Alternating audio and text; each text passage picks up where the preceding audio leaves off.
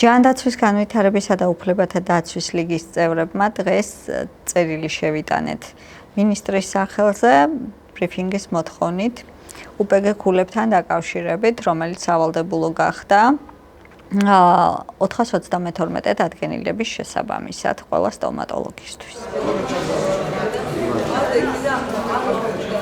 UPG ქულა ნიშნავს უწყვეტ სამედიცინო განათლებას და სტომატოლოგებს როგორც აღნიშნე მოეთხოვებათ 20 UPG ქულის დაგროვება წლის განმავლობაში. მაგრამ ჩვენთან შემოვიდა წერილები სტომატოლოგებისგან, რომლებიც ითხოვენ გარკვეული იყოს ეს დეტალები, რომელზეც სამწუხაროდ ჯერჯერობით პასუხი არ გვაქვს და დაზუსტდეს როდიდან მოეთხოვებათ UPG ქულების დაგროვება, რადგან კანონში არ არის ზუსტად გაწერილი 2025 წლიდან მოეთხოვებათ თუ 2024 წლის განმავლობაში უნდა დაგროვილიყო.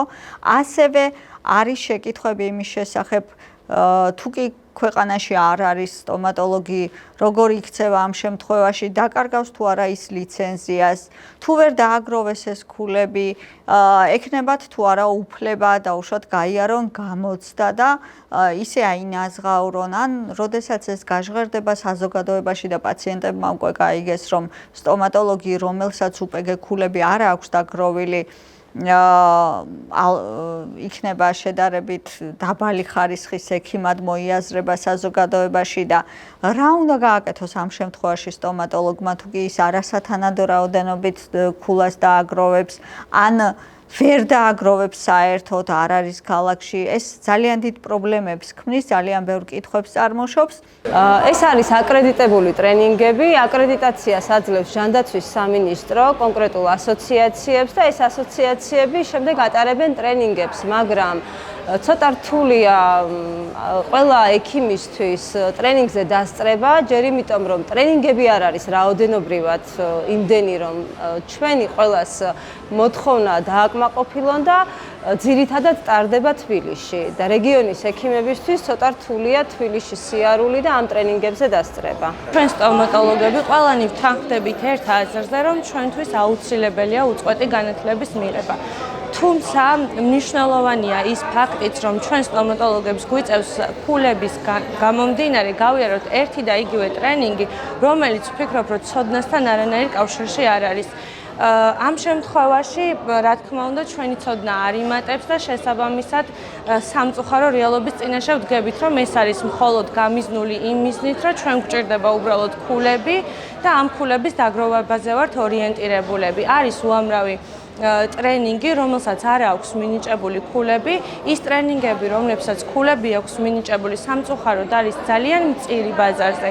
შესაბამისად, ამ ეტაპზე ადგილების რაოდენობაც არის შეზღუდული და ამიტომ ვფიქრობ, რომ ამ მცირე დროის განმავლობაში ფიზიკურად შეუძლებელია, როდესაც გაქვს ადამიანს რამოდენიმე ლიცენზია, მოაგროვო შესაბამისი ქულა, რომ არ შეგიწყდეს ლიცენზია და ლიცენზიისთვის დამეთანხმებით, რომ ყველა ექიმი ძალიან ბევრს შრომობთ, რომ ამ დღემდე მოვიდეთ.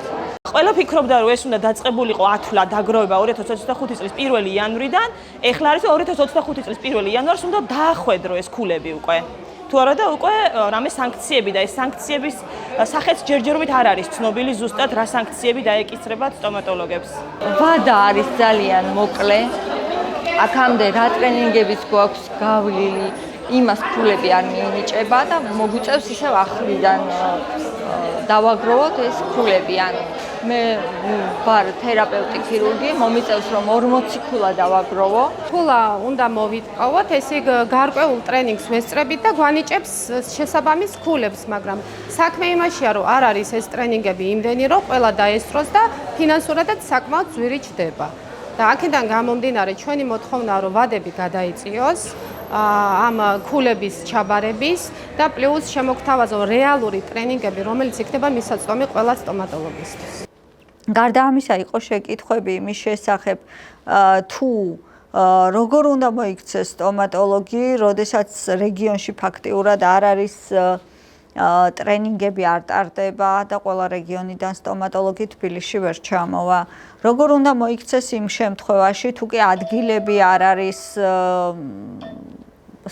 ტრენინგებზე და ის ვერ ახერხებს, ვერ ასწრებს დეკემბრამდე ამ ტრენინგების გავლას, ქულების დაგროვებას, ფინანსების მობილიზებას და აი ამ ყველა შეკითხვა ჩვენ შევაგროვეთ, ეს ყველა შეკითხვები შევაგროვეთ სტომატოლოგებისგან და მივიტანეთ სამინისტროში, როგორც შუამდგომლობის სახით, როგორც შუამავალმა რგოლმა. აქ ვართ თერაპევტები, ბავშვთა სტომატოლოგები, ქირურგები, ორთოპედები. ზოგიერთი ექიმი ფლობს რამდენიმე სერტიფიკატს და შესაბამისად მოეთხოვება რამდენი სერტიფიკატიც არის იმდენი 20 ქულა. აქედან გამომდინარე წლის ბოლომდე ამ ქულების მოგროვება არის ფიზიკურად შეუძლებელი და ასევე საკმაოდ დიდ ფინანსურ ხარჯსაც მოითხოვს, რაც ჩვენთვის ფიზიკურად შეუძლებელია. იმიტომ რომ ჯერ დროში ვერ ჩავეტევით, ასევე არ არის თვითონ ტრენინგებიც. ქულის არდამშრომლობის შემთხვევაში, როგორც ვიცით, არის რაღაც ჯარიმა, რომლის ოდენობაც განსაზღვრული არ არის და ესაც ბუნდოვანია ჩვენთვის და კარგი იქნება რომ დაზუსტდეს და როგორც ჩვენ გვაქვს ინფორმაცია, წყდება ლიცენზია. სამწუხაროდ არც იმის შანსი არ გვეძლევა, რომ იმავე წელს თუ არ გვექნება ქულა, გავიდეთ გამოცდაზე და ჩავაბაროთ თავიდან ხელმეორედ განმეორებითი გამოცდა. არაფერი არ ტარდება სტომატოლოგებისთვის უფასო, ყველაფერი არის ფასიანი და საკმაოდ ძვირადღირებული. ამ მოუწესრიგებელი სისტემით, რა თქმა უნდა, ზარალდება პაციენტამდე მივდივართ, იმიტომ რომ პაციენტი და ექიმი უწყვეტი ჯაჭვია.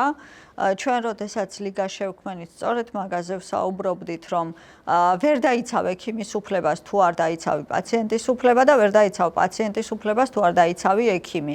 შესაბამისად ეს პაციენტი და ექიმი ერთად მოიაზრება და თუ კი ექიმი გადაიხდის გაცილებით დიდ თანხას იმ უსარგებლო ტრენინგებში, რომელიც მილიონჯერ აქვს გავლილი და ვალდებულია გაიაროს ის ტრენინგი, რომელიც წინა წელს უკვე გაიარა, მომავალ წელსაც მარტო იმიტომ, რომ ის იაფიღირს რომელიმე კონკრეტული ტრენინგი შეარჩიოს, რომელიც აბსოლუტურად არ აინტერესებს, ვერ გაივლის იმ ტრენინგს, რომელითაც რეალურად დაინტერესებულია, იმიტომ რომ ძვირია, იმიტომ რომ დრო დახარჯა იმ უსარგებლო ტრენინგზე, რომელიც 300 ლარი ღირს და 12 ქულას ანიჭებს და გადაწყვიტა ვერ გაიარა ორქულიანი, მაგრამ მისთვის საინტერესო ნამდვილად კვალიფიკაციის ასამაღლებელი ტრენინგი.